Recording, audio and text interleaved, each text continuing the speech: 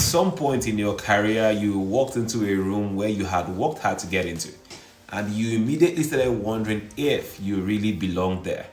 That feeling has a name, and it has cost more careers than incompetence ever has.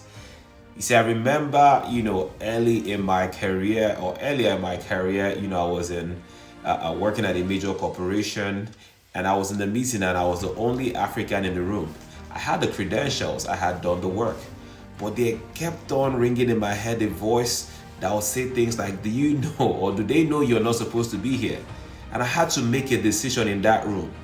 I could shrink, and be invisible, or I could remember that I had navigated an immigration process. I had retooled an entire career. I had outworked most people that were in that building to get to that seat. And so I chose to take up space, not arrogantly, but intentionally. The Bible tells us in Esther chapter 4 verse 14, "And who knows, but you are in this position for a time as this." God does not place you in rooms by accident. If you are in that room, then you were sent there. You see, imposter syndrome is not humility. Humility says, "I am here to serve." Imposter syndrome says, "I should not be here at all." One is a posture of grace. The other is a flat out lie. And you did not get into that room by accident. You got there through years of work, sacrifice, and a God who repositioned you intentionally. So own your seat.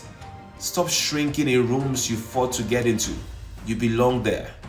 Welcome to day 15. That's it.